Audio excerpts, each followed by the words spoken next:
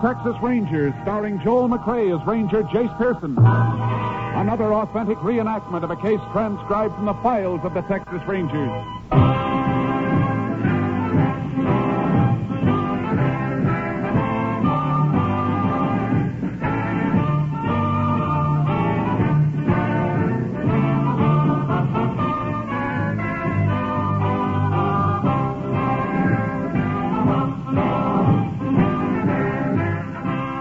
Names, dates, and places in the following story are fictitious for obvious reasons. The events themselves are a matter of record.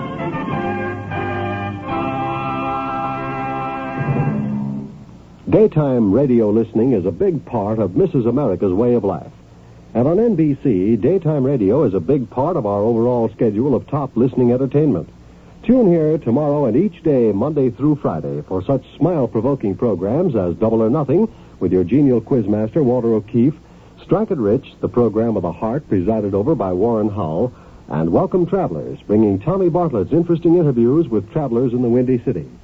Radio also gets its ears boxed every day when Bob and Ray satirize the industry which made them famous. Later, Dave Garroway strolls through a pleasant quarter hour of enjoyable radio listening and invites you to join him for the proceedings. Yes, all through the day, NBC presents America's most popular radio programs: comedy, drama, music, and information. So if you suffer from the housework blues, let us brighten your day with the entertainment available on this station of the NBC Radio Network. Join us tomorrow morning, won't you? And now, today's tales of the Texas Rangers.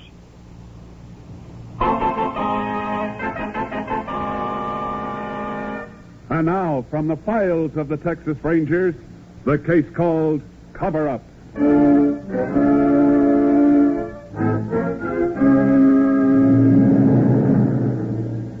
It is 8 o'clock on the morning of Thursday, July 4th, 1946.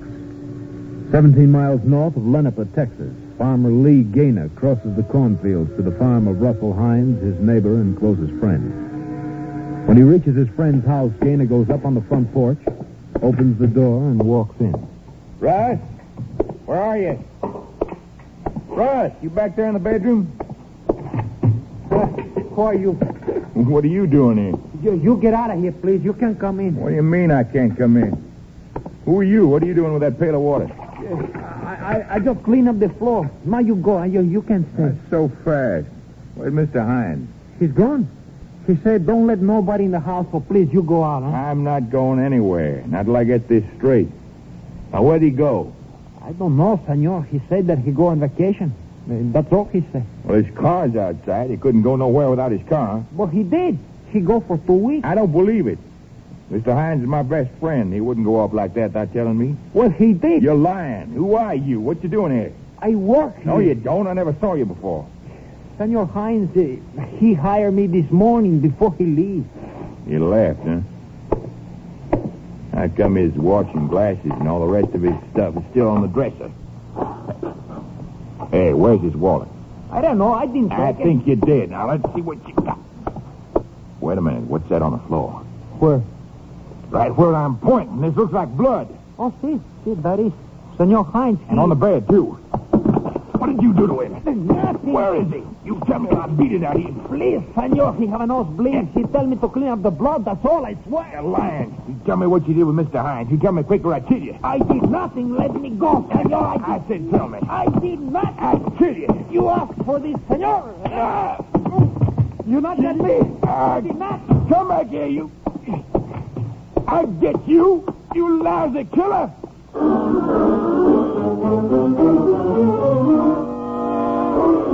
Lee Gaynor chased the stranger across the fields and into a wooded area. When the man ducked into the woods, Gaynor lost sight of him and was unable to pick up his trail. He then returned to his friend's house and called Sheriff Art Buckley, who in turn requested aid from the Texas Rangers. Ranger Jace Pearson was assigned and arrived at the farmhouse shortly after the sheriff.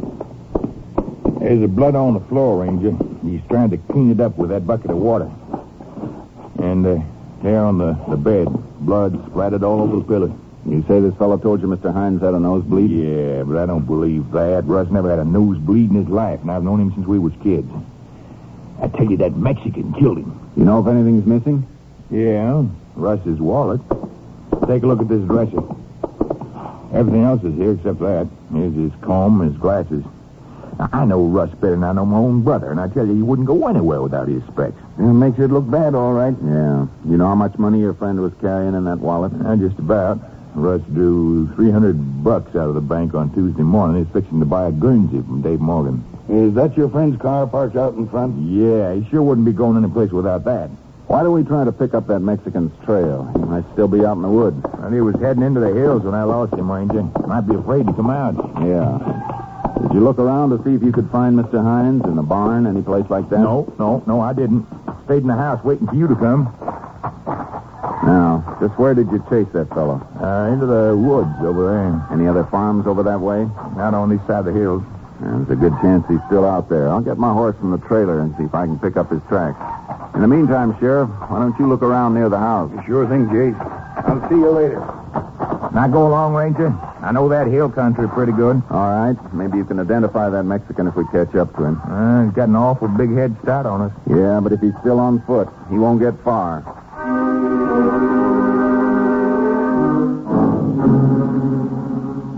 I took Charco out of the trailer while Gaynor got one of the horses from the corral. To save time, he didn't saddle up but rode bareback.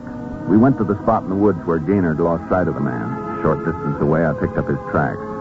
They were fairly easy to follow, and for 20 minutes we covered a good deal of ground. Then near the hills, the trail petered out. I can't find any signs of him over here, Ranger. We better spread out a little more. Here, wait a minute. Ooh, Sharky. Find something? Yeah, here they are. Oh, get up. Now they are. I'm afraid we lost him good. Oh, boy. Turned here. Tracks swing over that way. Where? I don't see him. Look right along there. See how that brush is trampled? Oh, yeah. Sure got better eyes for tracking than I have. Get up, Sharky.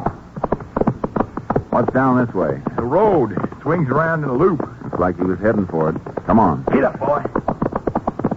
Unless somebody's giving him a lift, maybe we can catch up to him. There's the road over there, Ranger. You can see it through that break in the brush. Yeah.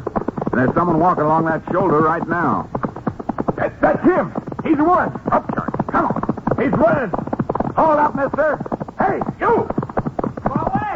Go away. Stop. Right there. No. Hold up, I said. Whoa, Charlie. Whoa. This is him, all right. You lousy skunk. What do you want from me, senor? All right. Stand still while I frisk you. Why you do this? What you looking for? Just checking to see if you're carrying any weapon. Are you the one working back there in that farmhouse? No. Don't lie to me. I didn't do nothing. What's your name? Carlos Mendoza. Let's see your wallet. Here. Only $40 in here. Where's the rest of it? That's all I got. Why'd you kill him? I didn't. Where's Mr. Hines? What'd you do with him? I didn't do nothing. He hired me. He go on vacation like I told you. Lie. I'll make you talk. Hold it, Let me Gaynor. tell him around, Ranger. I'll make him tell the truth. You're not gonna touch He's him, just hear gonna me? lie. You're gonna let him get away with killing Russ. I want to see justice. We'll done. see justice done in the courts, not the way you want to do it. All right, Mendoza. Let's get back to house.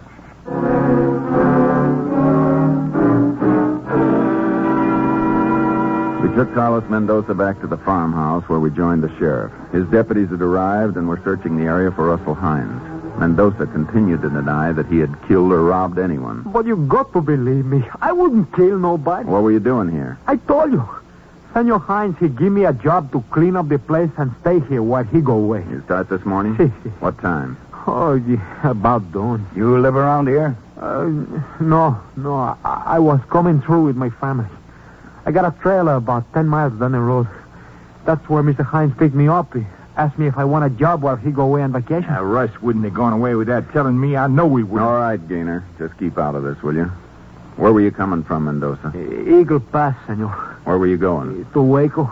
I got a cousin up there. He write me that he got a job for us in the cotton field. You say Mr. Hines hired you. Did he bring you over here in his car? See? He bring me in his car and show me what to do. He feed the chickens and the stock and clean up the blood on the floor. Sure that blood didn't get there when you killed Hines? No, Sheriff, no. He said that he got a nosebleed and I am to clean it up. You were just working here. Why were you trying so hard to keep Mr. Gaynor out of the house?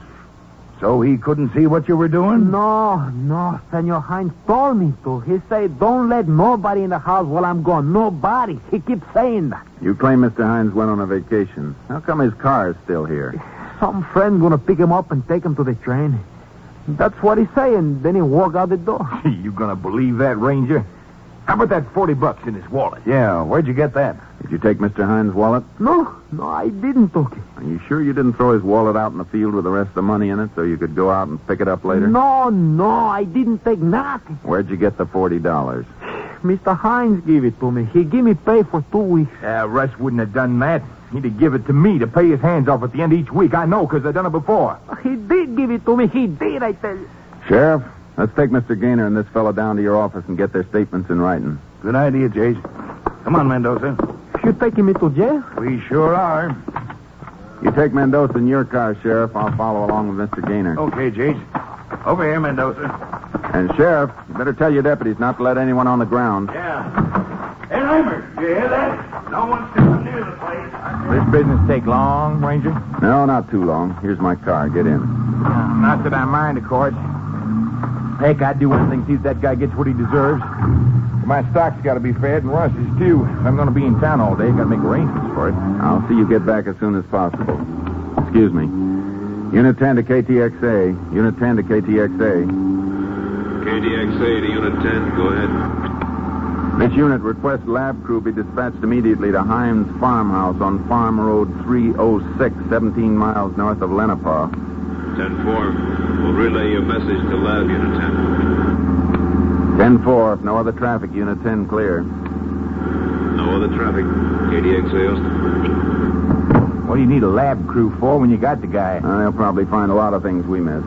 More evidence we get, the better. Well, what's the matter? Oh, I saw something over there in the brush. Looks like a man. A man? Yeah, looked like somebody got up out of the brush and fell back again.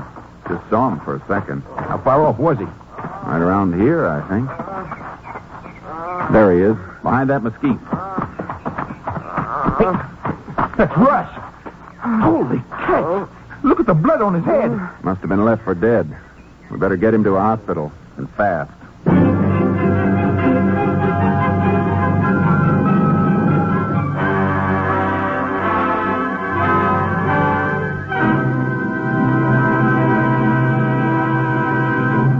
In just a moment, we will continue with Tales of the Texas Rangers, starring Joel McRae as Ranger Jace Pearson. At this time of the year, we spend a lot of time out of doors, hiking and camping and on picnic trips in the woods and the mountains. That means more danger of forest fires. This summer, thousands of acres of valuable timberland will be destroyed because of carelessness. And in these days of defense emergency, our natural resources are more vital than ever. It's up to you to be sure that you do not cause the tragedy, the shameful waste brought about by a forest fire.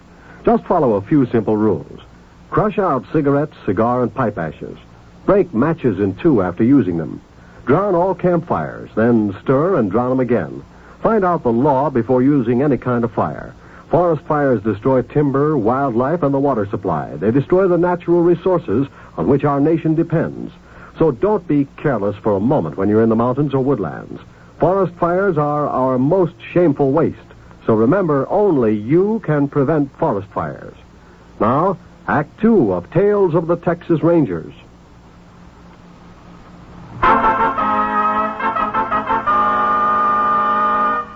We continue now with Tales of the Texas Rangers and our authentic story, Cover Up.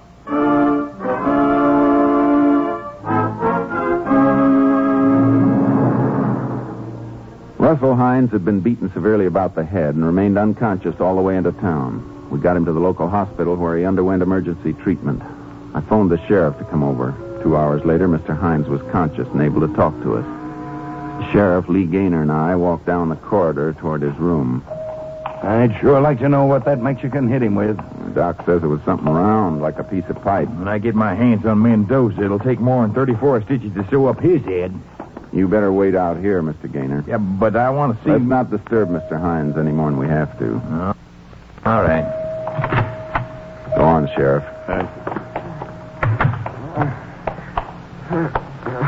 Mr. Hines? Yeah? We'd like to ask you some questions. Yes, sir. You feel better now? Yeah, that's better. Can you tell us what happened? I don't think I can tell you very much. Well, anything at all will help. Well, I woke up and heard somebody over by the dresser. All I could see was a flashlight turning on me. You couldn't see who it was? No, sir. It was too dark. Besides, I don't see very good without my glasses. I guess he saw I was awake. He came toward me and wham! I got hit over the head. That's all I remember. You know a fellow by the name of Carlos Mendoza? Who? Mendoza. No, sir. Never heard of him. Well, he claims you hired him to take care of your place. That's a lot of baloney. I don't have a hired man. Had one, but he had to leave last Tuesday. Who was he? A fellow by the name of Phillips. Howard Phillips. You think he could have done it? Well, I don't see how. He was too anxious to get off to work in the county rodeo over the 4th of July. He certainly wouldn't be coming back here. What kind of a man was he? He was pretty good. Seemed all right. Helped me break a horse. Was he with you long? No, just a couple of days. And you don't know anything about this fellow Mendoza? No, sir. If he says he works for me, he's crazy. Well, thanks a lot. We better let you get some rest now. We'll talk to you some more later on. Okay. It looks like this Mendoza boy's going to have to come up with a better story. I mean, since Hines says he never heard of him, Mendoza must have been the one who attacked him. Could be. Well, does Russ know anything about this guy Mendoza? No. Huh, I told you. I told you that lousy cotton picker's just lying to save his own skin. Sure looks that way. Everything's pointing to him. Yeah, but just because Mr. Hines doesn't know him doesn't prove Mendoza attacked him. What do you mean, Jace? Was something Mr. Hines said that hit me kind of funny, Sheriff. Mr. Gaynor, didn't you tell us it was after 8 when you walked in on Mendoza? Well, yeah? What's that prove? Mr. Hines says he was wakened by a flashlight in his eyes. This time of year, it's daylight by 5:30 in the morning. What are you driving at, Jace? Well, look, if Mendoza did attack Mr. Hines and drag him out into the brush, why would he come back to the house and still be there 3 or 4 hours later? Maybe he got scared and come back to wipe up the blood. It was Mr. Hines' blood. I wouldn't put the finger on Mendoza. Why wouldn't he just keep going? I don't know, Jace. I may be wrong, but Mendoza's story just don't sound logical. Well, maybe not. Okay, Mr. Gaynor. We'll take you down to the sheriff's office and get your statement. Okay. Mr. Gaynor, your friend tells us he had a hired hand by the name of Howard Phillips working for him a few days ago. Yeah, that's right. You know what this Phillips looks like? Yeah. Tall and skinny, black curly hair. He has a heavy beard. Big beard? No, he shaves, but his beard's kind of dark, you know what I mean? Go on, get in, Mr. Gaynor. You think he could have known about Mr. Hines carrying so much money? Well, I imagine he could have. Did Russ think it was him? He didn't seem to think so. Well, I don't either. And I know for a fact he took off for the county rodeo at Harley on Tuesday. Russ drove him down to the bus depot himself. You haven't seen him around since. No, sir. And it's probably Mendoza.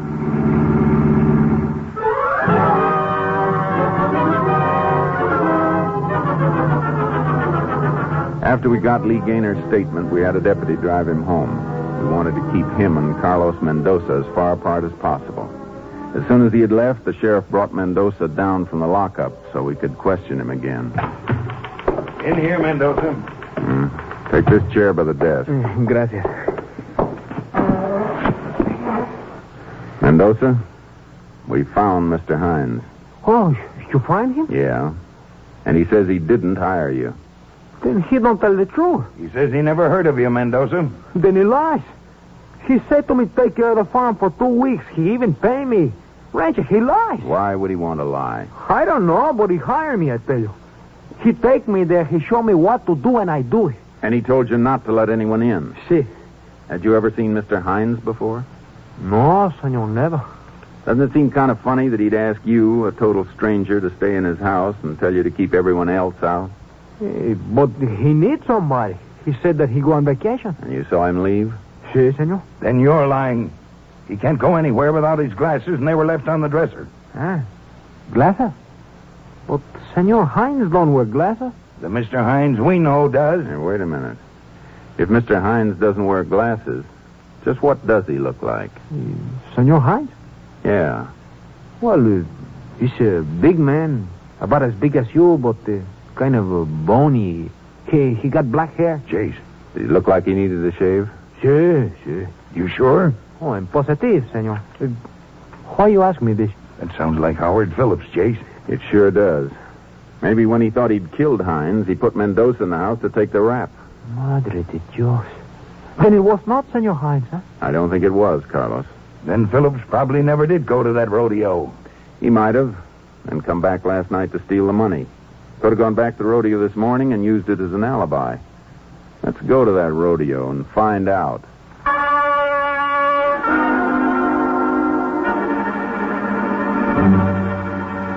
We released Mendoza with the understanding that he stay around town to identify Phillips in case he was our man. The county rodeo was being held at Harley, Texas. We got there too late for the afternoon performance. The sheriff and I questioned a couple of hands who suggested we look up a man named J.L. Major. He rented stock to the rodeos all over the state and was supposed to know everyone in the business. They described him as the biggest man with the biggest voice and the biggest cigar in all Texas. And said we could find him in town at the hotel. There it is, Jace. Other side of the street. Let's cross here. I hope this man Major can give us a lead. Some description we got of this guy Major. Should make him easy to spot. Go ahead, Jace. Thanks. Looks like the rodeo crowd's taking over the whole lobby. Yeah. I think I see Major. Where? Sitting on that leather couch, talking to those men. Oh, yeah. That must be him. Pretty good description at that. Yeah. 14 men working all day to fill the hole he made. Pardon me. That's mighty good, boy. Are you Mr. Major? Yeah, sure I am. What can I do for you? I'm Ranger Pearson. This is Sheriff Buckley. Could we talk to you privately? Why, sure. Boys, I'll see you later. That's fine. Got a good story about a hoolie dancer I want to tell you about. Where did you want to talk? Let's go over by the stairs. All righty. They tell us you know most of the rodeo people in Texas, Mr. Major. Not most of them, Ranger. All of them. Been renting stock to rodeos for over 28 years. One of you boys got a match? Yeah, I got some. Here you are. Thank you, Sheriff.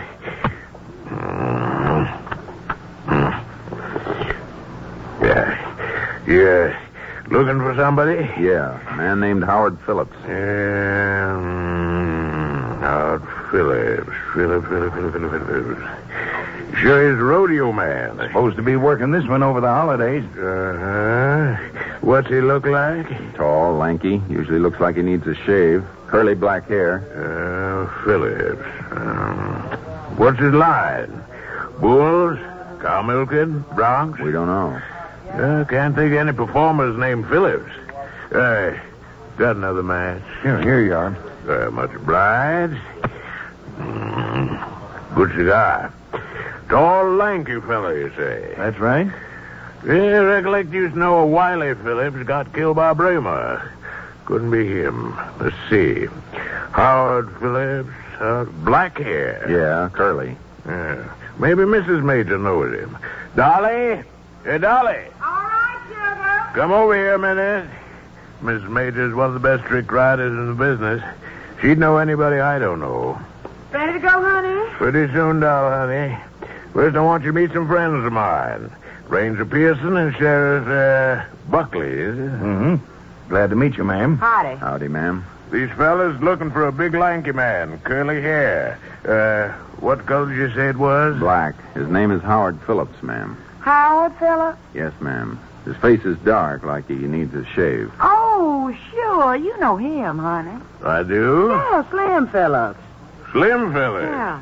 New fella that works the chutes? Sure, that's him. Nobody calls him Howard, though. Why, sure. Tall fella, curly hair. Oh, that's the Of one. course, I knew him. Know everybody in the business. You know where he is now? No, but he'll be at the rodeo grounds for the evening performance. We're heading there now. If y'all want to come along, I'll point him out to you. Thanks, ma'am. We'd appreciate that.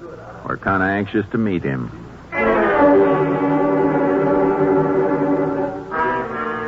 The sheriff and I went out to the rodeo grounds with Mr. and Mrs. Major. Slim Phillips hadn't arrived yet. We stationed a few of the local police outside the grounds and took up positions in the arena by the chutes. Phillips was due to work. Mrs. Major had gone ahead to get her horse and was warming it up for the evening performance.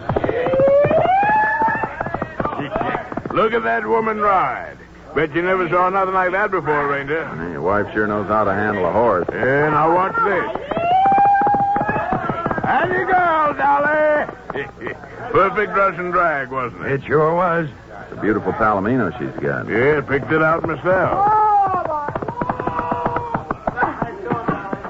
How's that, honey? Awful good, Dolly, awful good. Mighty nice, ma'am. Well, thank you, Ranger. Oh, by the way, I just saw Slim. Told him you wanted to see him. You did what? When? Just now. I yelled to him over by the corral. Come on, Sheriff. What's the matter, Ranger? But shouldn't I have told him? She's long on talent, but short on memory. Down this way, Sheriff. Yeah. You see him? No. There, that must be him. Running through the crowd. Philip, stop! Where'd he go? He's in those pens somewhere. Sheriff, you circle around through the crowd and work this way through the pens. Maybe we can flush him out. Where you be, Chase? I'll start from the runway and work toward you. Okay. Watch yourself now, Chase. Yeah.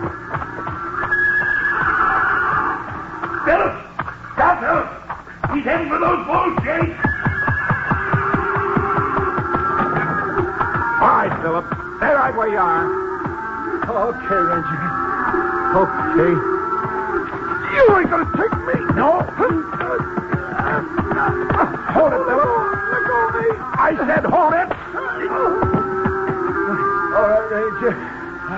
I've had enough. Don't hit me again. Don't hit me. Get up. Hey, you okay? Yeah, Sheriff. Now, hold out your hands, Phillips. The flames are getting a little bit edgy, Chase. We better get him out of this pen. Yeah. So he can walk right into another. Come on.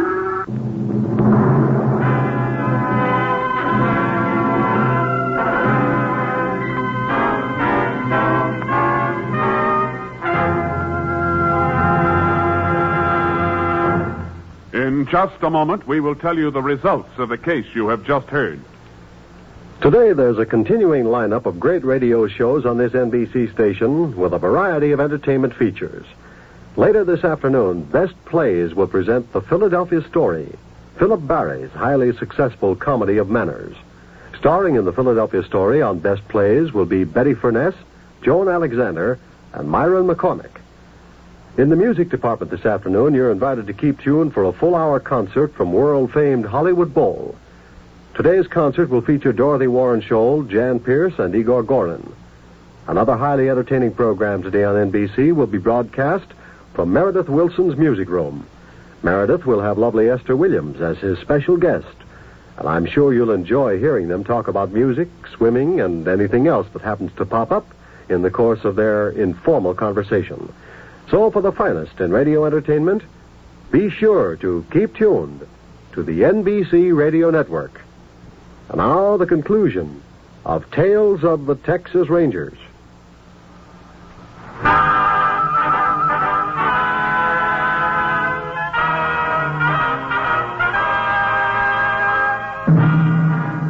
And now, here are the results of the case you have just heard.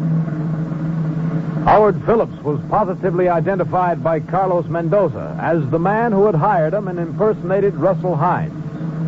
On September 9th, 1946, he was found guilty of burglary and assault with intent to commit murder. Phillips was sentenced to 15 years in the state penitentiary at Huntsville.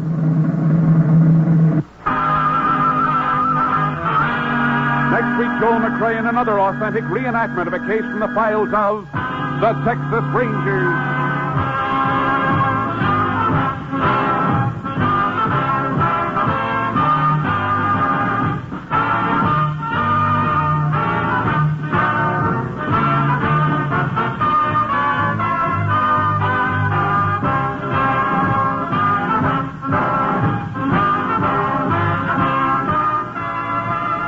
Joel McCrea is currently seen in San Francisco Story, a Warner Brothers release.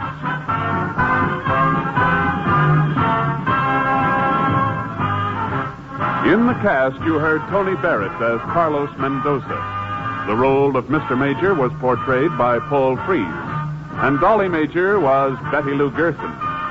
The part of Lee Gaynor was played by Lamont Johnson. Leo Curley was the sheriff, and Lou Krugman was heard as Slim Phillips. Technical advisor was Captain M.T. Lone Wolf Gonzalez of the Texas Rangers. This story was transcribed and adapted by Betty Mears, and the program was produced and directed by State.